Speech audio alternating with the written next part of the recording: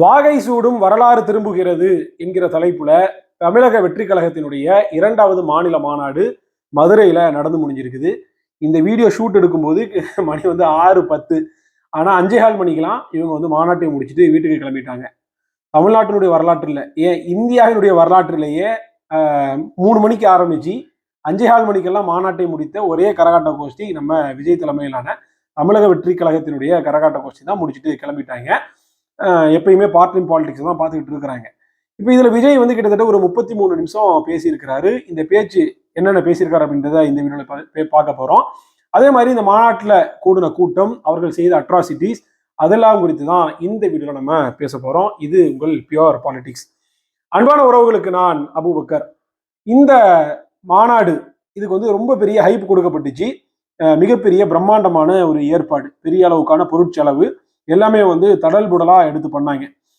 ஆனா நான் என்ன சொல்லியிருந்தேன் அப்படின்னா, முதலாவது மாநில மாநாடு நடத்தினாங்கல்ல அந்த விசாலையில விக்கிரவாண்டியில, அந்த மாநாட்டிற்கு வரக்கூடிய கூட்டம் இந்த மாநாட்டுக்கு கண்டிப்பா வராது அப்படின்ற மாதிரி நான் சொல்லியிருந்தேன். அது இந்த மாநாட்டினுடைய கூட்டத்தை பார்த்த பிறகு உறுதியாக இருக்குது. முதலாவது மாநாட்டில் பிரம்மாண்டமான ஒரு கூட்டம் வந்துச்சு. கிட்டத்தட்ட எப்படி ஒரு 1.5 லட்சம் பேர் தாராளமாக கூடியிருப்பாங்க. அதுல 10 லட்சம் 15 லட்சம் அடிச்சு விட்டாங்க. நான் நேற்றுக்கு வீடியோவில் கூட சொல்லியிருந்தேன், 10 லட்சம் கூடக்கூடிய அளவுக்கான கூட்டம் தமிழ்நாட்டிலேயே அப்படி ஒரு பிரம்மாண்ட திடல் கிடையாது. அதனால அதெல்லாம் இவங்க 10ல் 1, இவங்க 10ன்னு சொன்னா அதை ஒன்னா கவுண்ட் பண்ணிக்கோங்க அப்படின்னு நான் சொல்லியிருந்தேன். அதே மாதிரி 1.5 லட்சம் பேர் அந்த போன மாநாட்டில் கூட்டினாங்க. அதை விட குறைவாகத்தான் இந்த மாநாட்டில் கூடியிருக்கிறாங்க. இந்த கூட்டத்தை பார்த்தவங்களுக்கு எல்லாருக்குமே தெரியும். இந்த மாநாட்டில் தோராயமாக ஒரு 1 லட்சம் பேர் தாராளமாக கூடியிருப்பாங்க. 1 லட்சம் பேர்னாலே அது பிரம்மாண்டமான கூட்டம் தான். அது விஜயை பார்க்கறதுக்காக கூடிச்சு. இப்போ இந்த மாநாட்டை பொறுத்த வரைக்கும் இந்த மாநாட்டினுடைய மக்கள் கூட்டத்தை எல்லாம் இவ்வளவு பெருசா வச்சுக்கிட்டு இதெல்லாம் ஓட்டா மாறிடும் சொல்லிட்டு கனவு காண்றாங்க. இதுல நான் 2 கூட்டத்தை உதாரணமா காட்டணும்னு விரும்புறேன். ஒண்ணு என்னன்னா, தமிழ்நாட்டையே எடுத்துப்போமே. தமிழ்நாட்டில் பிரம்மாண்டமாக கூட்டம் கூட்டக்கூடிய இயக்கம் கட்சி அப்படின்னா பாமகவும் வன்னியர் சங்கமும் தான். அவங்க தான் பிரம்மாண்டமா கூட்டுவாங்க. ஆளுங்கட்சி எதிர்கட்சி திமுக அதிமுக கூட அந்த அளவுக்கு கூட்டத்தை கூட்ட முடியாது. ஆனா திமுக அதிமுக காரங்களே ஒத்துக்குறாங்க, வன்னியர் சங்கத்திற்கும் பாமகவிற்கும் வர்ற மாதிரியான ஒரு கூட்டம், அந்த அளவுக்கான மக்கள் தொகை வேற எந்த மாநாட்டிற்கோ பொதுக்கூட்டத்திற்கோ வராது. அந்த அளவுக்கு பிரம்மாண்டமாக கூட்டுவாங்க. நான் ஏன் இதை சொல்ல வரேன் அப்படின்னா, மக்கள் கூட்டம் வந்தாலும் கூட அது ஓட்டாக மாறுமா என்கிற கேள்விதான் எழுது. இப்ப அவ்வளவு கூட்டம் கூட்டக்கூடிய பாமகவை எடுத்துக்கொண்டால் கூட பாமக அதிகபட்சமாக வாங்கின வாக்கு சதவீதம் அப்படின்றது வெறும் 5% தான். எப்ப தனிச்சு போட்டிட்டப்ப. அப்ப வந்த கூட்டம் எல்லாம் ஓட்டா மாறாது அப்படின்றதுக்கு அது ஒரு சான்று. அதே மாதிரி இவர் மாதிரியே ஒரு நடிகர் ஒருத்தர் இருக்காருல்ல, யாரு, ஆந்திரால பவன் கல்யாண். தமிழ்நாட்டில் எப்படி விஜய் ஒரு டாப் ஸ்டாரோ அதே மாதிரி ஆந்திரால மிகப்பெரிய ஸ்டார் பவன் கல்யாண். பவன் கல்யாணுடைய ரேலி எல்லாம் நீங்க எடுத்து பாத்தீங்கன்னா அதெல்லாம் மாசிவ் க்ரௌட். இந்தியாலேயே அந்த மாதிரி யாரும் கூட்ட முடியாதுன்ற அளவுக்கு அவ்வளவு லட்சக்கணக்கான மக்கள். இது தேர்தல் பேரணியே, இந்த மாதிரி மாநாடு இல்ல, பேரணியில நீங்க எடுத்து பாத்துக்கிட்டீங்கனாலே அவ்வளவு மக்கள், அவ்வளவு ரசிகர்கள் கூடினாங்க. ஆனா பவன் கல்யாணனால அதே மாதிரி 5%, 5.5% தாண்டி வாங்க முடியல. இன்னைக்கு கூட்டணி வச்சு, பிஜேபியோட கூட்டணி வச்சுதான் துணை முதலமைச்சராக அங்க மாறி இருக்கிறார். அப்ப மக்கள் கூடிட்டாங்க, ரசிகர்கள் வந்துட்டாங்க, விஜய் பாக்குறதுக்கு ஆட்கள் வந்துட்டாங்க அப்படின்றதுனாலயே எல்லாமே ஓட்டு தான், இதெல்லாம் தேர்தலில் ஓட்டாக மாறிடும் அப்படின்ற அந்த கணக்கு அப்படி இருக்கு. இதெல்லாம் மாறாது அப்படின்றதுக்கு பவன் கல்யாணும் பாமகவும் ஒரு ஆகச்சிறந்த ஒரு சான்று. இன்னும் சொல்ல போனா, இப்போ ஒரு நடிகர் வர்றாங்க அப்படின்னா அந்த நடிகரை பார்ப்பதற்காகவே கூட்டம் வரும். அந்த ரசிகர்களை தானே அந்த பகுதி மக்கள் வருவாங்க. இன்னும் சொல்ல போனா பலரும் கூட, தமிழ்நாட்டில இருந்து பலரும் கூட வருவாங்க. அதுக்கு இந்த விஜயனுடைய இந்த மாநாடே ஒரு சான்றாக இருக்குது. என்ன அப்படின்னா, விஜய் அதுல என்ட்ரி கொடுக்குறாரு. புதிதாக ஒரு பாடலை அறிமுகப்படுத்துறாங்க. அந்த பாட்டு பின்னணியில இசைக்க விஜய் அந்த ரேம்ப் வாக், அந்த நடைமேடை போட்டிருந்தாங்கல்ல, அதுல நடக்கிறாரு. அப்ப அதுல நடந்து திரும்ப ரிவர்ஸ் முடிச்சுட்டு போனதுக்கு பிறகாக அங்க கலைஞ்சிருந்த கூட்டத்துல பாதி கூட்டம் காணாம போயிடுச்சு. எல்லாம் வெளியேற ஆரம்பிச்சிட்டாங்க. அந்த வீடியோ கூட நான் பின்னணியில இணைக்கிறேன், நீங்க பாருங்க. அவ்வளவு மக்கள், ஆயிரக்கணக்கான மக்கள் கிளம்பிட்டே இருக்கிறாங்க. ஏன்னா அவங்க வந்தது மாநாட்டிற்காகவோ, கருத்தை கேட்பதற்காகவோ, இல்ல அரசியல் ரீதியாக ஒரு ஒன்று கூடலுக்காகவோ இவங்க வரல. ஏன்னா மாநாட்டுக்கே எந்த நோக்கமும் கிடையாது. மாநாட்டுக்குன்னு ஒரு தீர்மானம் கிடையாது, மாநாட்டுக்குன்னு ஒரு சரியான முழக்கங்கள் கிடையாது, மாநாடு என்ன பர்பஸ்க்காக நடத்த பற்றி எந்த ஒரு இதுவும் கிடையாது. அப்ப இவர்கள் வந்ததே எதற்காக அப்படின்னா, விஜயை பார்ப்பதற்காக. விஜய் ரேம்ப் வாக்ல வந்துட்டாரு, பக்கத்துல இருந்து பார்த்துட்டோம், கொஞ்சம் தூரத்துல இருந்து பார்த்துட்டோம். விஜய் பார்த்து வந்த பர்பஸ் முடிஞ்சு போச்சு, கிளம்புவோம்னு சொல்லிட்டு விஜய் ரேம்ப் வாக் முடிச்சுட்டு இந்த பக்கம் தான் நடக்கிறாரு. அவங்க அந்த பக்கம் நடந்து மாநாட்டு திடலை விட்டு வெளியே போக ஆரம்பிச்சிட்டாங்க. இப்படிதான் நடந்துச்சு. அப்ப விஜய் பார்ப்பதற்காகத்தான் அந்த கூட்டம் வந்துச்சே ஒழிய இது விஜய்க்கான வாக்குகள் கிடையாது அப்படின்றதான் ஒரு இது. இதுல வந்ததுல ஒரு ஒரு 40%, ஒரு 50% அதிகபட்சம் இது வாக்காளா மாறுது. விஜயனுடைய ரசிகர்கள், கோர் ரசிகர்கள், கட்சிக்காரங்க ஓட்டு போடுவாங்க. விஜயனுடைய அனுதாபிகள் யாராவது இருந்தாங்கன்னா ஓட்டு போடுவாங்க. அது தவிர்த்து வந்த கூட்டம் 100% இங்க வந்தவங்க எல்லாம் ஓட்டாக போடுவாங்க, ஓட்டாக மாறும் அப்படின்றதுக்கு எந்த உத்தரவாதமும் கிடையாது. அது இல்லை அப்படின்றதான் கலை யதார்த்தம் ஆச்சுதா. இப்ப இந்த கூட்டம் வந்துச்சுல, இந்த கூட்டத்துக்கு ஏற்கனவே என்ன சொல்லியிருந்தாங்க, கை குழந்தைங்க கொண்டு வராதீங்க, மத்த விஷயங்கள்ல இந்த கைட்லைன்ஸ் மாதிரி விஜய் அறிக்கையை விட்டுருந்தாரு. ஆனா இதுல எதையாவது பின்பற்றப்பட்டுச்சான்னா எதுவுமே பின்பற்றப்படையில. இன்னும் சொல்ல போனா அந்த மாநாட்டினுடைய திரள், அந்த மேடைக்கு பின்புறமா இருக்கட்டும், பார்க்கிங் லாட்டுகளா இருக்கட்டும், மத்த பகுதிகளா இருக்கட்டும், அங்கெல்லாம் உட்கார்ந்து எண்ணற்ற நூற்றுக்கணக்கான விஜய் ரசிகர்கள் என்ன பண்ணாங்கன்னா சரக்க போட்டுட்டு இருந்தாங்க.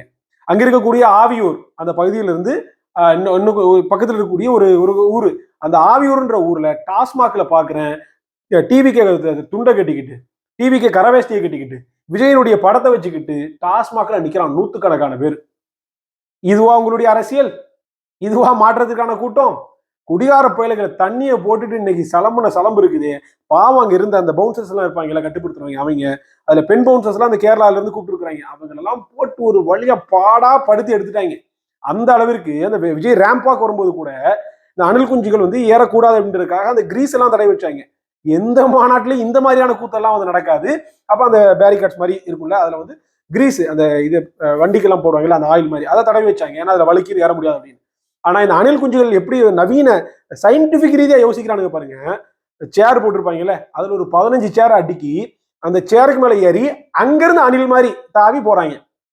அப்ப இந்த ரேம்பாக்ல விஜய் நடக்க அங்கிருந்து துண்டை தூக்கி வீசுறானுங்க, மாலையை தூக்கி வீசுறானுங்க, குதிச்சு ஏறி மேல வந்துட்டானுங்க. அப்ப இந்த புதுசா இன்னைக்கு இந்த சிங் பவுன்சர்ஸ் எல்லாம் பஞ்சாப்ல இருந்து இறக்கிருந்தாங்க. அவங்களெல்லாம் கட்டுப்படுத்தி கொண்டு இந்த ரேம்பாக் எல்லாம் முடிஞ்சு போறதுக்குள்ள ஒரு மாதிரி ஆயிட்டு விஜய் ஒரு மாதிரி ஆயிட்டாப்ல. அப்ப இவனுக்கு என்ன பண்ணானுங்க, அங்க நின்று தண்ணியை போட்டுட்டு இருக்கிறானுங்க. இதுவா மாற்றத்துக்கான அரசியல்?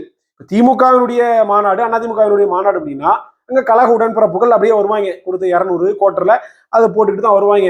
அங்க உதயநிதினு பாட்டு ஓடும், உதயநிதி இல்ல ஸ்டாலின் பேசிட்டு இருப்பாரு, இங்க உட்காந்து ரம்மி ஆடிக்கிட்டு இருப்பானுங்க, இல்லைன்னா வேற ஏதாவது உட்காந்து மெத்து வச்சுக்கிட்டு இருப்பானுங்க, இல்ல வேற ஏதாவது தண்ணி அடிச்சுட்டு இருப்பாங்க, எல்லாம் நடக்கும். இது காலங்காலமா இந்த சாராய அரசியலை திமுக அதிமுக செய்யுது. ஆனா நீங்க மாற்றத்துக்கு வரக்கூடிய ஆட்கள்ல சரி எங்க இருந்தோ வர்றான், எப்பயோ இருந்தோ குடிக்கிறான்னா அது வேற. மாநாட்டு திடல்ல உட்கார்ந்து குடிச்சுக்கிட்டு இருக்கிறானுங்க, அதை கண்டிக்கிறது கூட ஆள் இல்லை. மீடியாஸ், அத்தனை மீடியாஸ்லயே அது வருது. நீங்க மாற்றத்திற்கான கட்சினா எப்படி இருக்கணும் தெரியுமா? நாம் தமிழர் கட்சி மாதிரியான கட்சியா இருக்கணும்.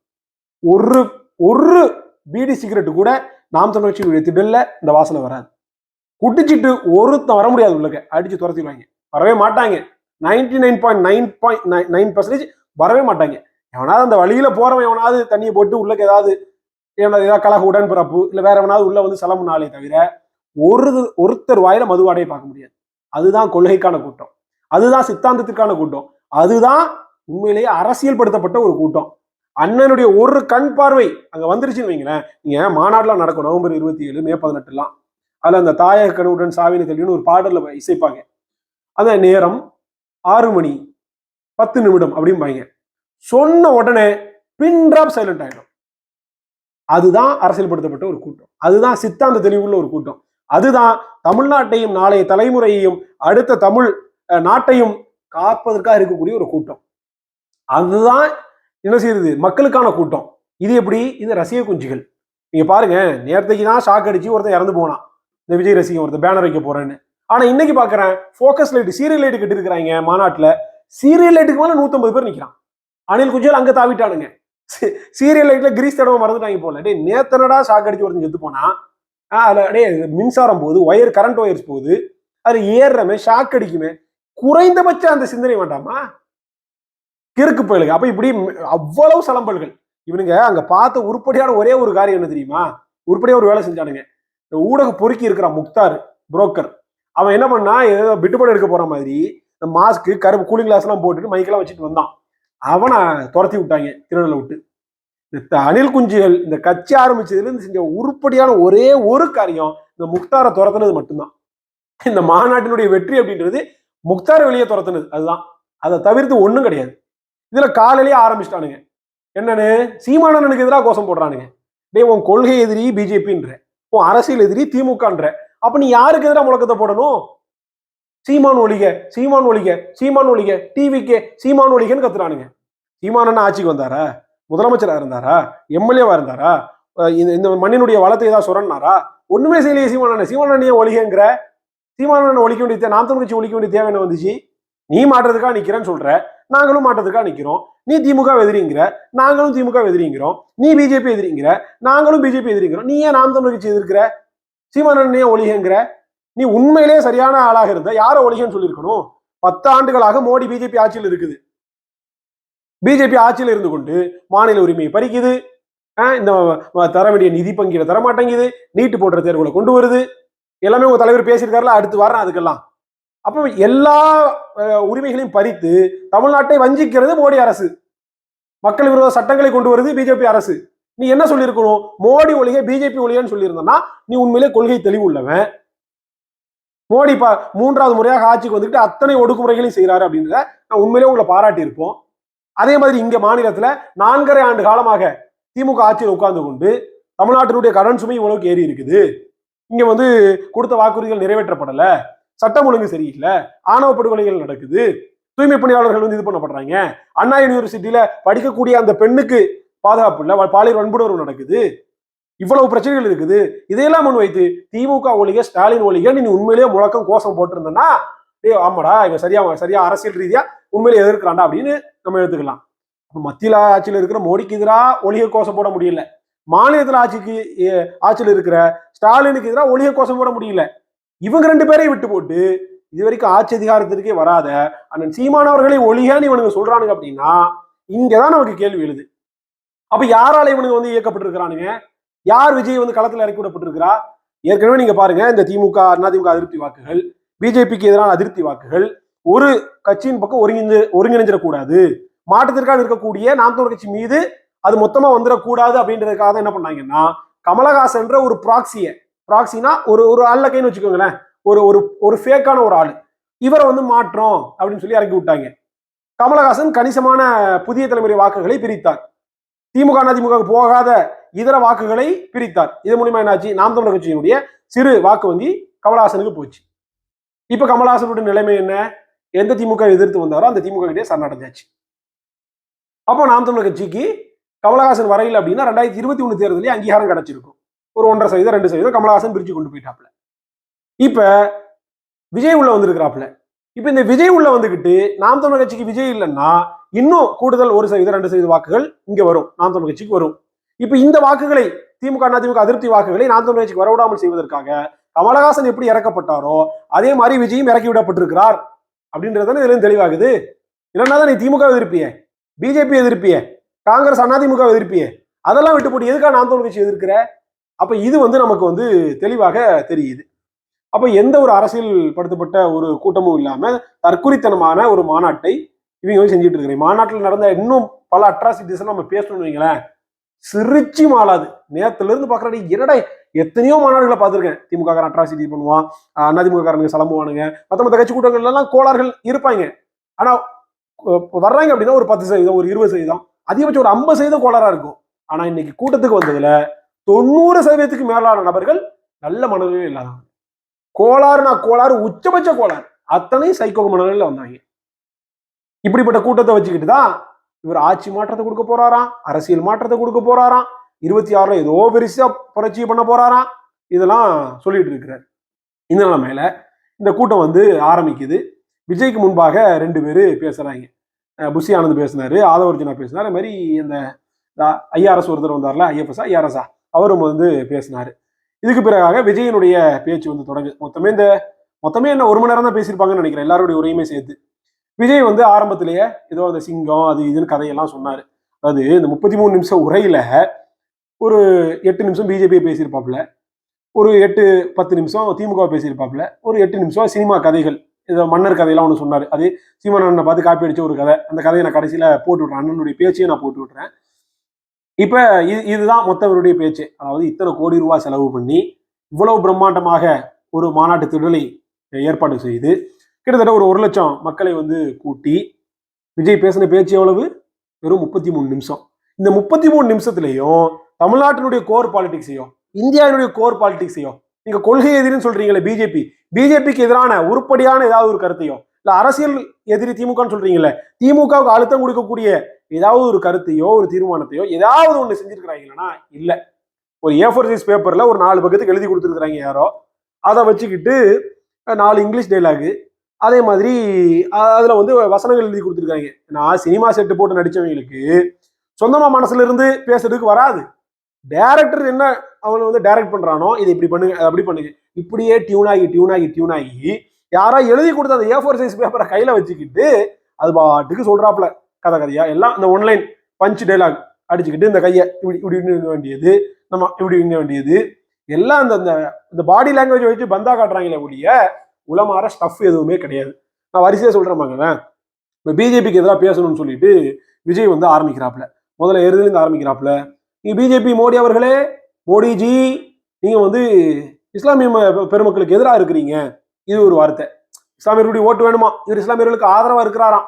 ஏற்கனவே இந்த நோன்பு கஞ்சிலாம் குடிச்சு தொப்பி போட்டு தொழுகிற மாதிரிலாம் நாடகம் போட்டாரு இல்லையா? இப்ப இஸ்லாமியருடைய வாக்கு இவர் பக்கம் வரணுமா, அதுக்கு இவர் இஸ்லாமியர்களுக்கு ஆதரவா நிக்கிறன்ற பேர்ல நீங்க இஸ்லாமியர்களுக்கு ஆதரவா இருக்கிறீங்க, சரி எதிராக இருக்கிறீங்க அப்படின்னு சொல்றாப்ல. சரி, இஸ்லாமியர்களுக்கு பிஜேபி எதிராக இருக்குது, ஆமா உண்மைதான். எந்தெந்த விஷயத்திலாம் எதிராக இருக்கு, எப்படி எல்லாம் எதிராக இருக்குது, அதுக்கு நீங்க எப்படி இஸ்லாமிய மக்களுக்கு ஆதரவா நிக்க போறீங்க, இதை பேசணுமா வேணாமாங்க? அப்படி ஏதாவது பேசினாரா? எதுவுமே பேசல. எல்லாம் அந்த ஒன்லைன் எழுதி கொடுத்தா மட்டும் அப்படி வாசிச்சு விட்டுட்டு போறாரு. அதே மாதிரி மீனவர்களுடைய பிரச்சனையை பேசுறாரு. மீனவர்கள் வாக்கு வேணும்ல, எல்லாம் இந்த ஓட்டர் பாலிடிக்ஸ், இந்த எல்லாமே லாப நட்ட கணக்கை வச்சு மட்டும்தான் அவருடைய பேச்சு இருக்கிறதே ஒழிய சித்தாந்த தெளிவோட கருத்தியல் புரிதலோட ஒரு எதிர்ப்பு, பிஜேபி எதிர்ப்பு இருக்குதான்னா அது சத்தியமா இல்லை. என்ன சொல்றாரு, மீனவர்கள் 800க்கும் மேற்பட்ட மீனவர்கள் படுகொலை செய்யப்பட்டிருக்கிறாங்க, இதுக்காக நீங்க ரொம்ப பெரிய விஷயம் ஒண்ணு செய்ய தேவையில்ல, சின்னதா இந்த கச்சத்தீவை மட்டும் மீட்டு கொண்டு வந்துருங்க, அது மட்டும் போதும் அப்படின்றாரு. மீனவர்களுடைய பிரச்சனை என்ன, அதுக்கு ஏன் சிங்கள அரசு ஏன் இப்படி இது பண்ணுது, கச்சத்தீவுல எப்படி தாரை வாத்துச்சு காங்கிரஸ்? இப்போ பிஜேபி வந்து இவ்வளவு பேசுறாருல, இப்போ பிஜேபி வந்து அதை மீட்கணும், பிஜேபிக்குமே கச்சத்தீவு மீட்கிறதுல காங்கிரஸ் நிலைப்பாடு அதே நிலைப்பாடு தான், மாற்றுக்கருத்துல பிஜேபி துரோகம் செய்து தமிழகத்தை வஞ்சிக்குது, மீனவர்களை வந்து காவு கொடுக்குது, மாற்றுக்கருத்தே இல்லை. பிஜேபியை பேசக்கூடிய விஜய் ஏன் காங்கிரஸ் பேச மறுக்கிறாரு? நம்ம பிஜேபியை பேச வேணாம்னு சொல்லல, பிஜேபி பேசுங்க, அதே மாதிரியே காங்கிரஸையும் பேசுங்க. ஏன்? கச்சத்தீவை காவு கொடுத்தது காங்கிரஸ், தெரியாதா? விஜய்க்கு தெரியாது, ஆனா எழுதி கொடுத்தவங்களால சொல்ல வேணாமா? கச்சத்தீவை இலங்கையிடம் கையெழுத்து போட்டு தாரை வார்த்தது இந்திரா காந்தி. இங்க இருந்து அதற்கு ஜால்ரா போட்டு இந்திரா காந்தி நேருவின் மகளே வருக, நிலையான ஆட்சி தருகன்னு ஒத்து ஊதியது கருணாநிதி. இந்த வரலாறு பேசணுமா வேணாமாங்க? இந்திரா காந்தி தமிழ்நாட்டுக்கு செய்த துரோகத்தை, மீனவர்களுக்கு செய்த துரோகத்தை, காங்கிரசினுடைய இந்த மீனவ விரோத போக்கை கண்டிச்சு பேசணுமா வேணாமா? பேசினாரா விஜய்? ஏன் காங்கிரஸ் மேல உங்களுக்கு என்ன சாஃப்ட் கார்னர்? அப்படி ஒரே வரியில நீங்க கச்சத்தீவுனாலதான் இது பிரச்சனை, இதை மீட்டு எடுத்துருங்க. இப்படி அடுத்து என்ன, நீட்டு தேர்வு குறித்து பேசுறாரு. நீட்டு தேர்வுல வஞ்சிக்குது எது, பிஜேபி அரசு வஞ்சிக்குது. சரி, இதுலயும் அதே மாதிரிதான். நீட்டு தேர்வை கொண்டு வந்தது யாரு? காங்கிரஸ். அதை பேசுனீங்களா? பிஜேபி வஞ்சிக்குது, நீட்டு தேர்வை கொண்டு வந்துட்டாங்க. சரி, நீட்டு தேர்வை அறிமுகப்படுத்துறது காங்கிரஸ் தானே, அதை பேச வேண்டாமா? காங்கிரஸ் மேலேயும் அதிமுக மேலேயும் உங்களுக்கு ஏங்க இவ்வளவு சாஃப்ட் கார்னர்? இப்ப அதிமுக கூட கூட்டணி இல்லைன்றத மறைமுகமாக சொல்லியிருக்கிறார். அடுத்து நான் அதை பேசுறேன். ஆனா காங்கிரஸ் செஞ்ச இத்தனை துரோகங்களை ஏன் நீங்க வந்து சொல்ல மறுக்கிறீங்க, பேச மறுக்கிறீங்க? கல்வி என்பது மாநில பட்டியலில் இருந்துச்சு, ஸ்டேட் லிஸ்ட்ல இருந்துச்சு. இதை இந்திரா காந்தி, அதே இந்திரா காந்தி தான், எந்த கச்சத்தீவை இந்திரா காந்தி இலங்கை தூக்கி கொடுத்தாரோ அதே இந்திரா காந்தி தான் 42வது அரசியலமைப்பு சட்ட திருத்தத்தின் மூலியமாக மாநில அரசு கிட்ட இருந்த இந்த கல்வியினுடைய அந்த பட்டியலை கொண்டு போய் பொதுப்பட்டியல்ல, இந்திய பட்டியல்ல இணைச்சி விட்டது இதே இந்திரா காந்தி. அதன் மூலியமாகத்தான் கல்வி உரிமை தாரை வார்க்கப்பட்டுச்சு. ஒருவேளை இந்த கல்வி உரிமை மாநில பட்டியலையே இருந்திருந்துச்சு, இந்திரா காந்தி இதை பொதுப்பட்டியலுக்கு கொண்டு போகாம இருந்திருந்தாங்க அப்படின்னா பிஜேபி அரசோ காங்கிரஸ் அரசோ இந்த நீட்டை கொண்டு வருவதற்கான அவசியமே அவருக்கு முகாந்திரமே இல்லாம போயிருக்கும். ஏன்னா ஒன்றிய அரசு கொண்டு வர முடியாது, மாநில பட்டியல ஒன்றிய அரசு சட்டம் இயற்ற முடியாது. அப்போ நீட்டு தேர்வை கொண்டு வந்தது காங்கிரஸ், கல்வியை மாநில பட்டியலிருந்து ஒன்றிய பட்டியலுக்கு கொண்டு போனது காங்கிரஸ். அப்ப பிஜேபிக்கு எதிராக மட்டும் நீங்க பேசுறீங்களே, பிஜேபி எதிராக பேசுங்க, மாற்று இல்ல, பிஜேபி தான் பேசப்படும், இன்னைக்கு அவங்க தான் அதிகாரத்தில் இருக்கிறாங்க. ஆனா இதற்கு வழி போட்டு கொடுத்த காங்கிரஸ் ஏன் பேச மறுக்கிறீங்க? இது கேள்வி எழுதுல. அடுத்ததா கீழடியை பத்தி பேசுறாரு. கீழடியினுடைய தொன்மங்களை மறைக்கிறாங்க. என்ன தொன்மங்களை மறைக்கிறாங்க? கீழடியில என்ன கிடைச்சது? அது தமிழர்களுடைய நாகரிகம், அதை பத்தி பேசணும்ல. இதை திராவிட நாகரிகம்னு சொல்லுது திமுகவும் அதனுடைய ஒத்துவதர கட்சிகளும். இது தமிழர் நாகரிகமா இல்லையா? அதனுடைய தொன்மங்கள் என்னென்ன? கீழடியில நமக்கு கிடைக்கக்கூடிய வரலாற்று ஆவணங்கள் என்னென்ன, சான்றுகள் என்னென்ன, இதெல்லாம் பேசணுமா இல்லையா? எது ஒன்னையும் பேசல. கீழடி, நீட்டு, கச்சத்தீவு, மீனவர் பிரச்சனை, 800 மீனவர்கள் படுகொலை, இது என்ன? நியூஸ் ஆங்கரா நீங்க? ஒரு அரசியல் கட்சியினுடைய தலைவருங்க நீங்க. லட்சம் மக்கள் கூடி இருக்கக்கூடிய அத்தனை லட்சம் மக்கள் இதுல பாத்துக்கிட்டு இருக்கிறாங்க, மீடியாஸ்லயும் சோசியல் மீடியாஸ்லயும் டிவிஸ்லயும் பாத்துக்கிட்டு இருக்கிறாங்க. நீங்க அதையும் சொல்றீங்க. பேச்சினுடைய துவக்கத்துல என்ன சொல்றாரு விஜய்? லட்சக்கணக்கான மக்கள் வீட்டுல அமர்ந்து இந்த மாநாட்டுக்கு வராம எங்க கூட இந்த தொலைக்காட்சி வாயிலாக எங்க கூட கலந்துகிட்டு இருக்கிறாங்க அப்படின்னு சொல்றீங்க. அப்ப லட்சக்கணக்கான மக்கள் உங்களை பாக்குறாங்க. இது எல்லா மீடியாவும் ஸ்ட்ரீம் பண்ணுது உங்களுக்கு தெரியும். நாளைக்கு எல்லா இங்கிலீஷ் நியூஸ் பேப்பரும் உங்களுடைய பேச்சை வந்து ஸ்ட்ரீம் பண்ணும். இப்படி இருக்கக்கூடிய வேலையில இந்த ஒன் வேர்ட் ஆன்சர் பேசிட்டு போறதுக்கு ஒரு மாநாடு, இதை நீங்க இந்த மாதிரி ஒரு வீடியோ லைவ்ல உட்காந்து பேசிட்டு போயிடலாமே. இத்தனை லட்சம் மக்களை கூட்டி இவ்வளவு கோடி ரூபாய் செலவு பண்ணி எதுக்காக எழுத ஒரு மாநாடு? இந்த ஒரு ஒன் வேர்டு பேசிட்டு போறதுக்கா? அப்ப ஸ்டஃப் இல்லை. அப்ப கருத்தியல் போதாமையினால இவங்க என்ன பண்றாங்க அப்படின்னா, இப்படி ஒரு ஒரு வேர்டுல A4 சீட்டை பார்த்து படிச்சுட்டு போறாங்க. ஸ்டாலினுக்கும் உங்களுக்கு என்னங்க வேறுபாடு? அவர் துண்டு சீட்டை பார்த்து படிப்பாரு, நீங்க என்ன பண்றீங்க? A4 சீட்டை பார்த்து படிக்கிறீங்க. அப்ப ரெண்டு பேருக்குமே கருத்தியல் புரிதலற்ற தலைவர்கள், சித்தாந்த பின்புலம் கொண்ட அரசியல் கட்சியினுடைய தலைவர்கள் இவங்க. இதுதான். இதுல ஒரு டைலாக் மட்டும், தாமரை தண்ணீர்லயே ஒட்டாது, தமிழகத்தோட எப்படி ஒட்டும்? அது பார்த்தோன்னே எப்பா பஞ்சு டைலாக் எப்பா இப்படி பேசிட்டு போற. இதான் இவருடைய பிஜேபி எதிர்ப்பு, கொள்கை ரீதியான எதிர்ப்பு. இப்படி இதே நான் கேட்கிறேன், இப்போ மோடி, இந்த பிஜேபி கவர்மெண்ட், இந்த அரசாங்கம் இதெல்லாம் எடுத்து பேசுறாருல விஜய், நான் கேட்கிறேன், மோடி அரசாங்கம் இந்தியாவே நாசமாக்கிச்சு, இந்தியாவுடைய பொருளாதாரத்தையே குழி தோண்டி புதைச்சிச்சு, பல பேர் படுகொலை செய்யப்பட்டாங்க. இதுல பண மதிப்பிழப்பு நடவடிக்கை ஞாபகம் இருக்கா விஜய்?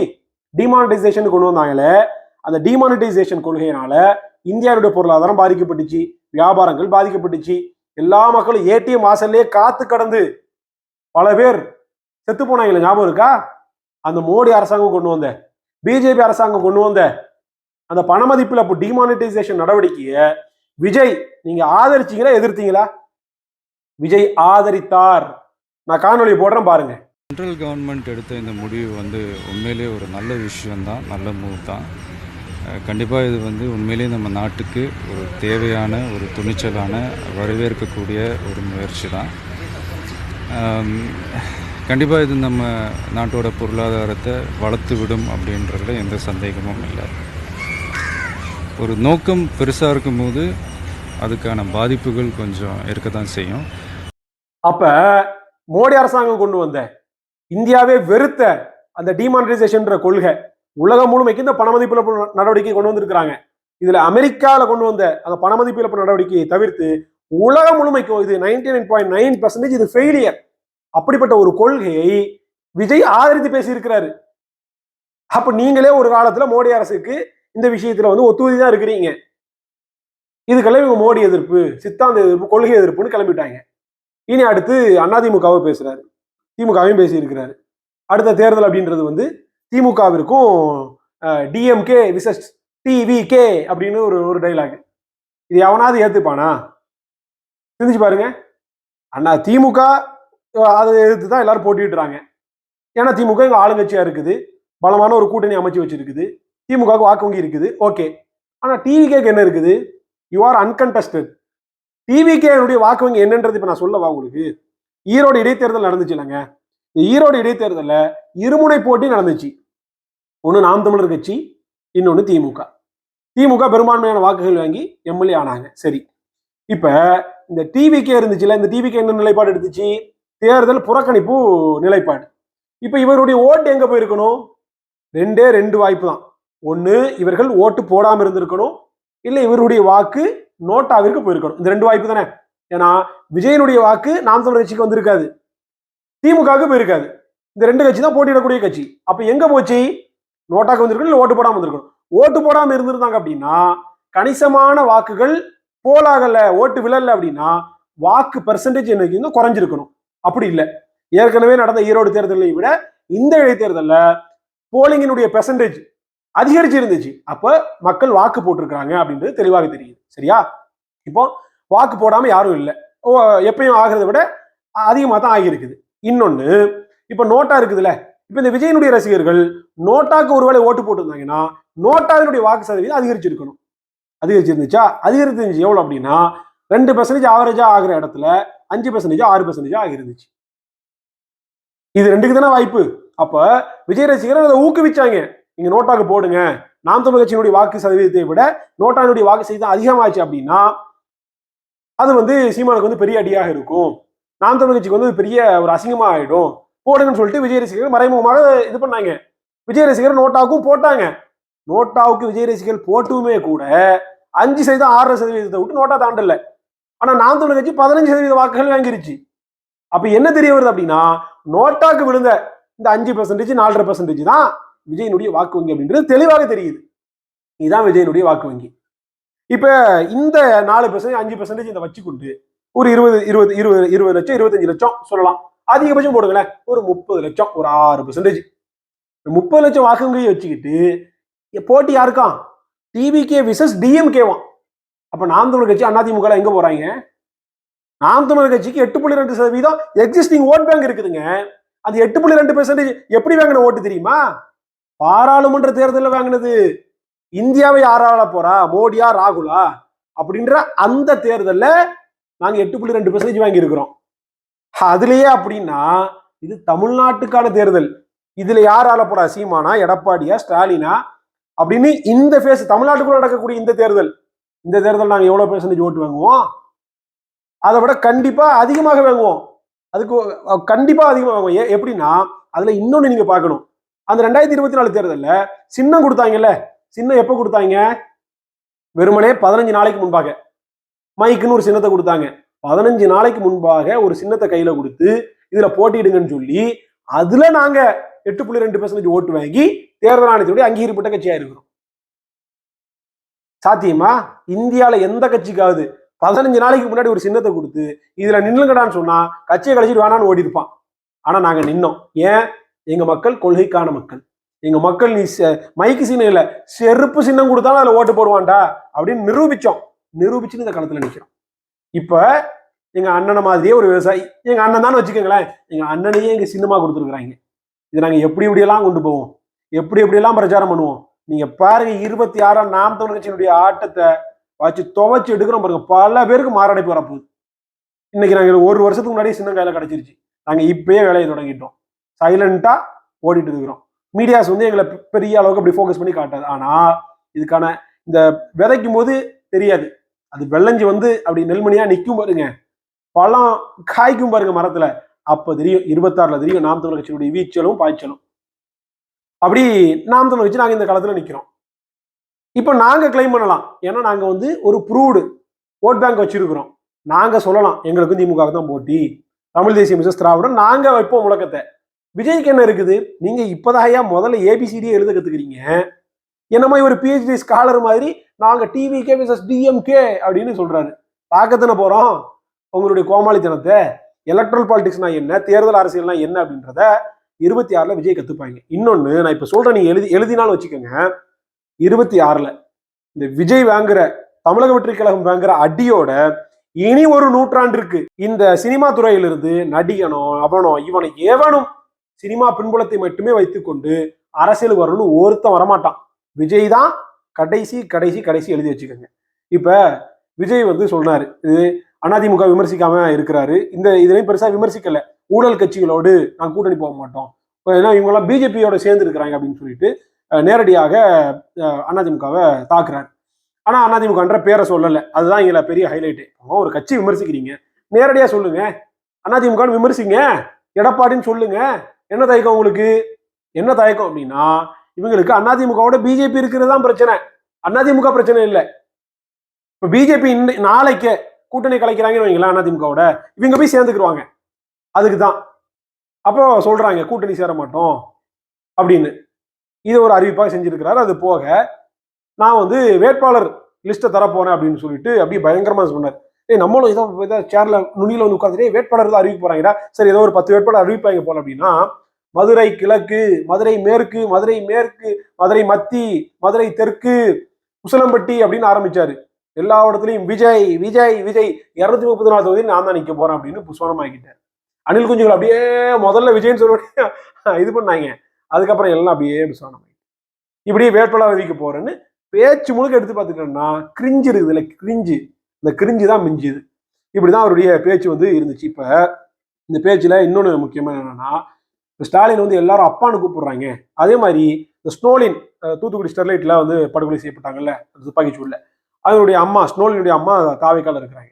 ஸ்னோலினுடைய அம்மா என்ன சொன்னாங்க, நீங்க ஸ்னோலினுக்கு வந்து தாய்மாமா மாதிரி அப்படின்னாங்க.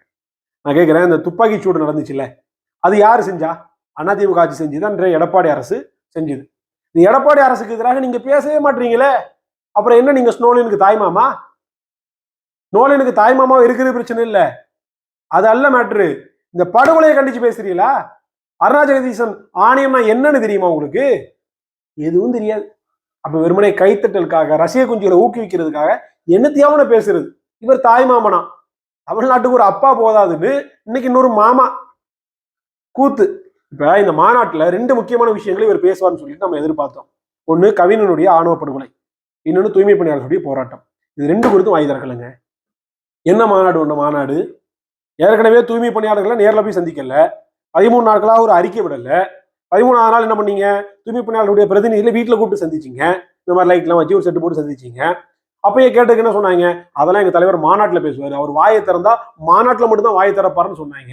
இப்ப மாநாட்டில் வாயை திறந்தார்ல. தூய்மை பணியாளர்களுடைய இந்த போராட்டம் குறித்து, இந்த கோரிக்கைகள் குறித்து, திமுக செய்த அடாவடித்தனம் குறித்து, 13ஆவது நாள் இரவோடு இரவாதாக அந்த மக்களுக்கு நேர்ந்த கொடுமைகள் குறித்து ஒரு வார்த்தை பேசினாரா? அப்புறம் என்னங்க நீங்க அரசியல் பேசுறீங்க? கான்டெம்பரரி பாலிடிக்ஸ் அது, நடப்பு அரசியல். தூய்மை பணியாளர்களுடைய போராட்டம் அது குறித்து வாய் திறக்கலையே. கவிஞனுடைய ஆணவ படுகொலை கள்ள மௌனம் காத்துட்டாரு.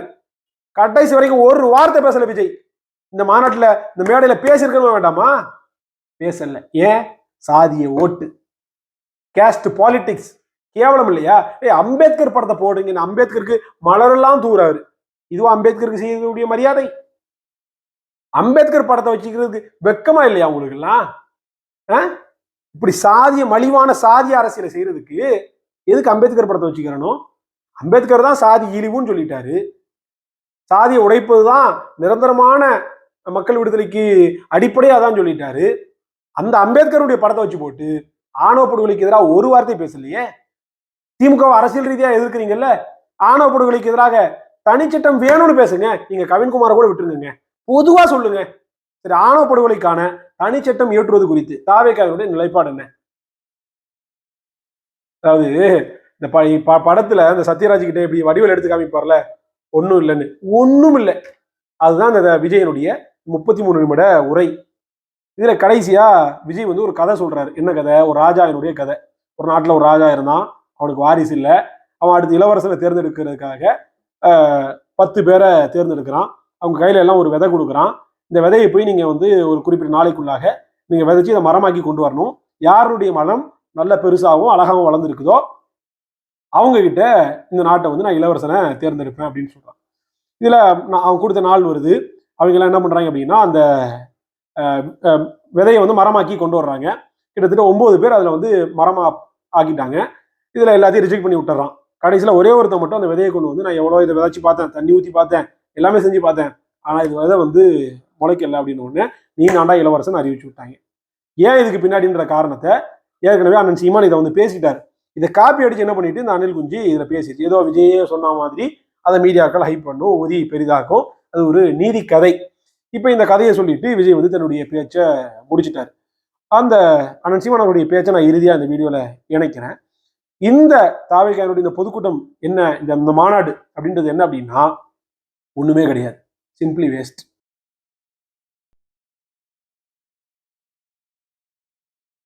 ஒரு அரசன், அவனுக்கு வாரிசு இல்லை, தனக்கு பிறகு நாட்டை ஆளுகிற இளவரசன் யாரு முடிவெடுக்கணும். அப்ப என்ன செய்யறான்? அவன் வந்து ஒரு 12-13 வயசுல இருக்கிற சிறு பிள்ளைகள்ல எல்லாருக்கும் ஒரு தேர்வு வைக்கிறான். ஒரு விதையை கொடுத்து இதை நல்லா முளைக்க வச்சு வளர்த்து கொண்டு வரவன் எவனோ அவன் தான் இந்த நாட்டின் இளவரசன் அறிவிக்கிறான். அது சிறப்பா எந்த செடி வளர்ந்துருக்கோ அந்த செடிக்கு சொந்தக்காரனை இளவரசனா தேர்வு செய்யணுங்கிறத அறிவிப்பு. நாட்டில் இருக்கிற பிள்ளைகள் அவங்க பெற்றோர்கள் எல்லாம் பேரார்வம் கொண்டு என் மகன் நீ நாட்டை ஆள போறான், இளவரசன் ஆக போறான், என் மகன் நாட்டுக்கு இளவரசன் ஆக போறான்னு தொட்டியில மண்ணை போட்டு அதுல விதையை போட்டு தண்ணியை ஊற்றி வளர்க்க எல்லாரும் வீட்டு விதையும் வந்து முளைச்சு பிரமாதமான செடியா, பெரிய செடியா அழகா வளர்ந்துருது. அரசர் அறிவிச்ச நாள் வந்துருது, எடுத்துட்டு போகணும்.